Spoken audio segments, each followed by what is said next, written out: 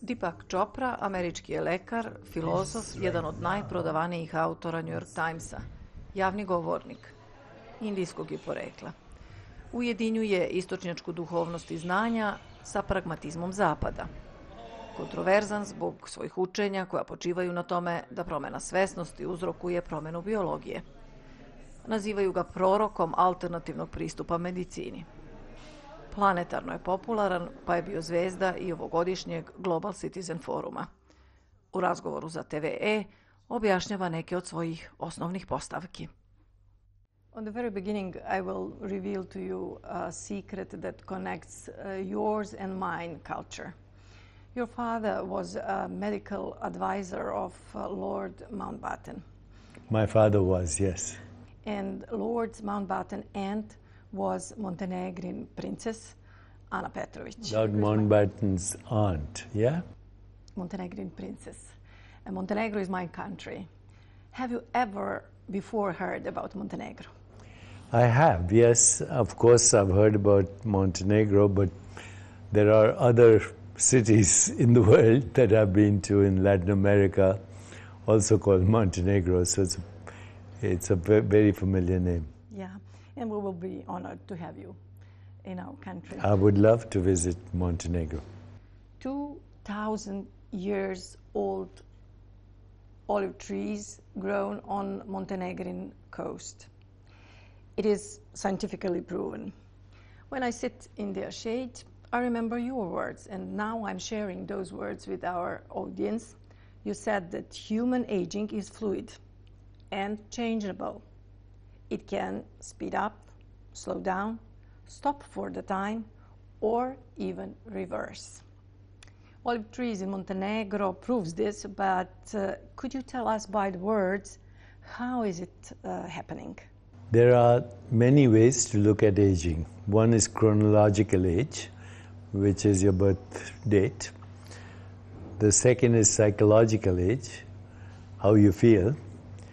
And the third is biological age, which is measured by certain parameters. So things like blood pressure, body temperature regulation, density of bones, immune function, endocrine or hormonal balance, skin thickness, number of wrinkles, muscle mass, the strength of muscles, sugar metabolism, steroid metabolism, and then now we have new biological markers, telomerase, the enzyme that regulates the length of telomeres. Telomeres, which are the buttons at the end of chromosomes that determine how long we'll live. So when we look at biological age and match it with chronological age, it does not have to match. You may have heard, today is 80s, yesterday is 60. Today is 60s, yesterday is 40. So actually there are many people whose biological age does not match their chronological age. It's the other way around too. So you could be 40 and you can be physically and psychologically burnt out, and you test your biomarkers, then you could be biologically 60, even though you're chronologically 40. So human aging is flexible. And there are many things that determine it. One is our very concept of aging. Can we have the biology of youth and the wisdom of experience? But also, what is the body made of? What is the body made of? We say it's made of flesh, bones, organs, but at a deeper level, and this takes some explanation, the body is made of consciousness. Now that would take a whole week to explain. And consciousness has infinite possibilities. It's infinitely flexible. In fact, there's a phrase, infinite flexibility is the secret of immortality. Infinite flexibility in consciousness, but also the body, where yoga and mind-body techniques and vagal stimulation come up. The body is also programmed by our emotions. So if you feel love, compassion, joy, empathy, peace, equanimity, then the body responds to, those are the biological correlates of anti-aging. If you feel anger, hostility, guilt, shame, depression, severe anxiety, that's a different biology. So also, how do you experience time? Are you running out of time? Do you have all the time in the world? Have you ever experienced timelessness? So in wisdom traditions, they say, time is the consumer and we are its food. We are time's food. But now also we have a lot of other information on what are called adaptogens. These are natural compounds. Some of them are Ayurvedic. They act as adaptogens which modulate the effect of stress on our biological stress. There are other molecules that are called signal molecules that have been discovered recently. Signal molecules are involved in the repair of DNA and also the regulation of metabolism. When we put everything together, then our current science says that human lifespan can extend to about 120 years. There are already recorded cases of people who live up to 120 or 122 in good health. So it doesn't matter if there are few people, if there is anyone who can live to 120, there must be a biological mechanism. And therefore, as scientists, we need to know the mechanism. So it's not only lifespan, it's health span, which is important. Less than 5% of disease-related mutations are fully penetrant, which means 5% of disease is determined genetically. Now, very soon, we'll have new technologies for that. Gene editing. You'll be able to cut and paste genes the same way as you cut and paste email. But that will only help 5%. The remaining depends on what we call epigenetics, how we metabolize what we call experience. Everything from eating to breathing to digestion to metabolism to elimination to how we experience the five senses, but also our thoughts, emotions, imagination, instinct, drives. Every experience we have has a biological correlate. And today we can measure that. There's no experience that you can't measure. So when we have AI, artificial intelligence, and we have deep learning, the future of well-being is very precise, very personalized, is predictable. Many diseases are reversible, but it's a process, and that process requires your participation. When we talk about consciousness, yes, you said that consciousness is key to evolution, and it will be proved soon.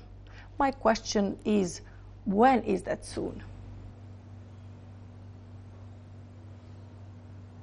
If you look at current evolutionary models, they are based on what is called random mutations and natural selection. That's the current thinking. I would say what we call random is unpredictable. Two very different things. What appears to be random to us is actually unpredictable. Okay, if I go to Grand Central Station, every person is going about randomly, but they're all going to a destination. I don't know that, so it appears random. What appears random is unpredictable, and what is unpredictable is creative. Okay, so I think there's a creative element in evolution, and that creative element is consciousness.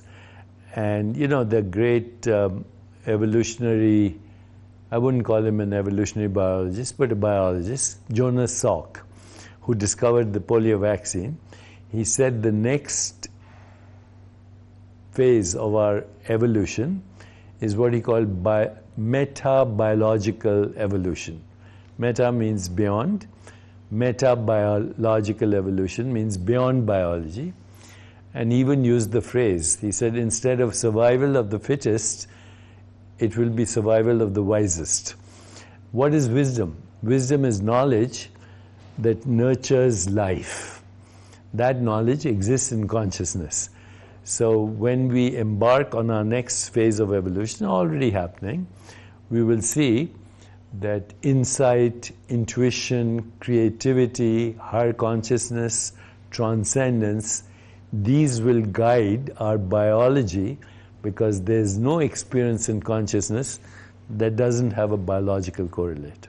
You said, ageless body, timeless mind. Why is body ageless and mind is timeless? Where is the difference? When we say ageless body, I would like to say, what is your body? And most people say, this is my body. But this world, this universe is also my body. We make this difference, my body and the world. But this air is your breath. If those trees are your lungs, if those trees didn't exist, you wouldn't exist. If you didn't breathe, the trees wouldn't breathe. So those trees are my lungs, this air is my breath, that ocean, that water is my circulation, and the earth is recycling as my body, and the stars created the atoms that are in my body. So psychological shift is, this is not my body. My body is the universe, and the universe is timeless. It doesn't exist in time. Your spirit, your consciousness, your awareness does not exist in time. So when I say ageless body, you have to have a shift. This is not your body. This is just an activity. We say my body, which one? You were a fertilized egg once, then you were a zygote, then you were an embryo, then you were a baby, then you're a toddler, then you're a teenager, then you're an adult, all the way to dusty death.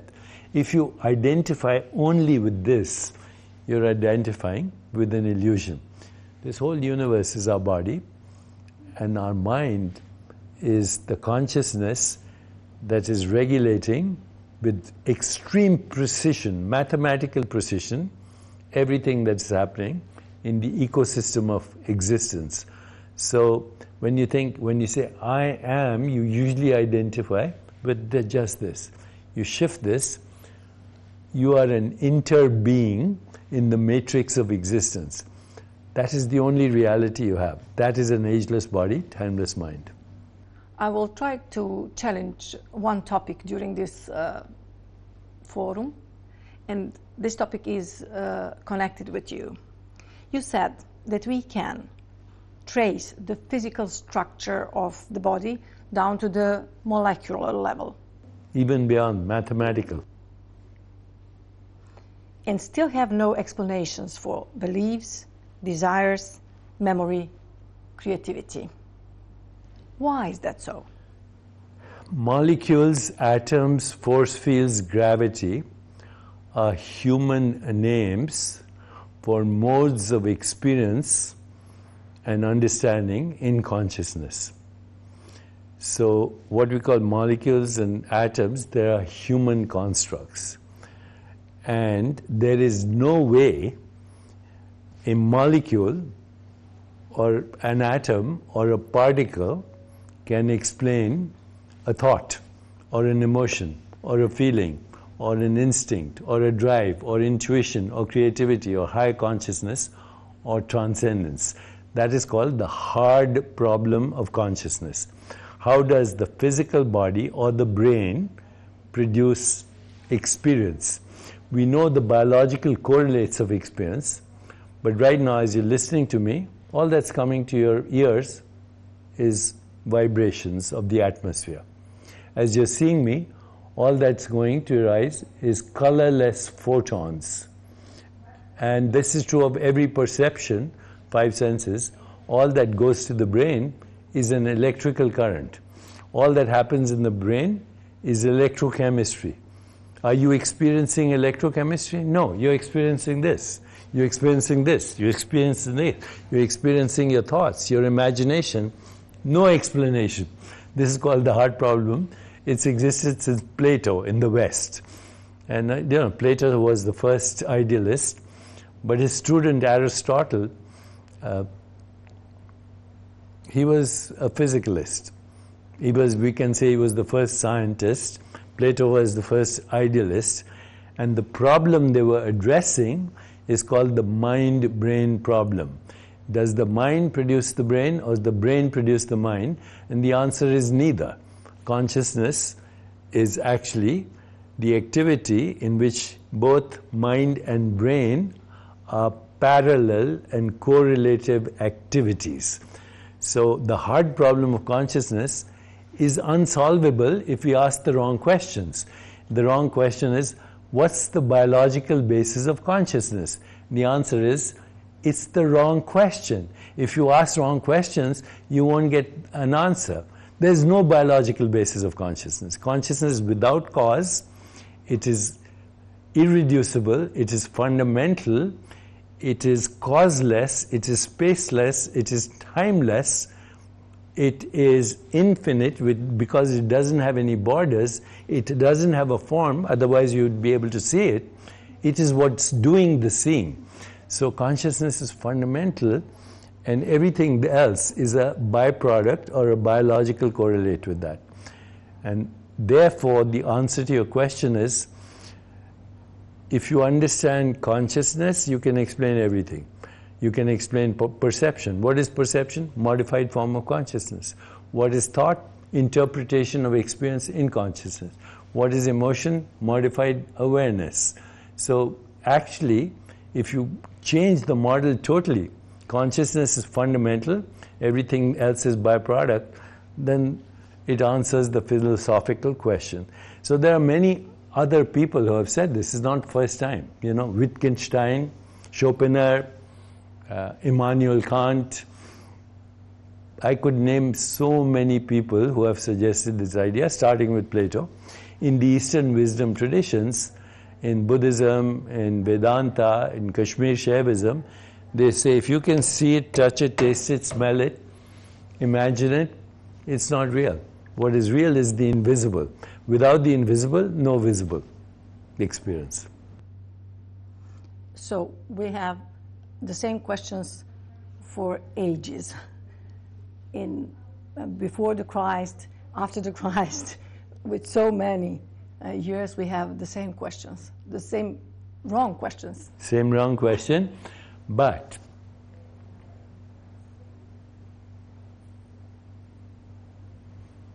no system of thought, philosophy, religion, science, what are other systems of thought? Theology, no system of thought will give you an answer. Knowledge. Only experience. Only experience. So, philosophy is really good because it has two very fundamental aspects to philosophy. Ontology, what is the nature of existence? And epistemology, what are the limitations of knowledge using this nervous system? This nervous system can only access a narrow band of what we call perceptual activity. Okay, your brain can only access your brain is now not experiencing infrared, ultraviolet, radio waves, cosmic waves, microwaves, etc., etc. Of course, with technology, we can extend the range of what we see, but our normal experience of existence is based on perception, which is a total magical lie. Your perception tells you Earth is flat. Nobody believes that anymore. Your perception tells you this ground we're sitting on is stationary, it's spinning at dizzying speeds and hurtling through space at thousands of miles an hour. Your perception tells you this is solid, this is solid. It's proportionately as void as intergalactic space. So everything you see is a lie. And yet our rational thought is based on lies. And then rational thought says, okay, religion, philosophy, theology, all based on lies. So no system of thought can actually give you access to truth. You have to transcend all system of thought. Now, when you say Jesus Christ, Buddha, Rumi, Muhammad, they didn't rely on systems of thought. They transcended thought. So they didn't have the wrong questions, and they had access to fundamental reality, which is existence is non-local, which means not in space-time, beyond space-time, number one. Number two, they had the spontaneous emergence or what we call Platonic values: truth, goodness, beauty, harmony, love, compassion, joy. And number 3, there's no fear of death, because the transcendent aspect of your existence is not in space or time. This is the religious experience. Today it's very fashionable. People say, I am not religious, I am spiritual. Nonsense. The religious experience and the spiritual experience is the same experience. Now, I'm not talking about religious ideology. I'm not talking about theology. I'm talking about the actual experience, which is similar in Rumi, in Muhammad, in Jesus Christ, in the Buddha, and many people throughout history. And all of that connects us with well-being. Yes, of course. What is well-being for you? Because if you have this experience, there's no stress, there's no resistance, there's no regret, there's no anticipation. And interestingly, if you don't have the fear of death, then you have no fear, because death is the fear of the unknown. And everybody fears the unknown. The reality is there's only the unknown. The known has already happened. So we are prisoners of the past. And my last question for you. Medically, you are an internist. Yeah, I am a professor at University of California and Mount Sinai and University of Florida. And I have a practice. And now we are extending it to a telemedicine practice globally. In business, you are extremely successful man. Depends on how you define success. So success is the progressive realization of worthy goals. It is the ability to have love and compassion, but most importantly, it is connection to the inner self. Never apologize for success, because if you apologize for success, you'll be poor for the rest of your life. And my last question is, spiritually, philosophically, who is Dipak Čopra? Dipak Čopra is an illusion. And it came, it'll be gone. There's no such thing as Dipak Čopra. There's an awareness that is fundamental, which is at this moment disguised as Dipak Čopra. Thank you very much. Thank you. For your time. Thank you.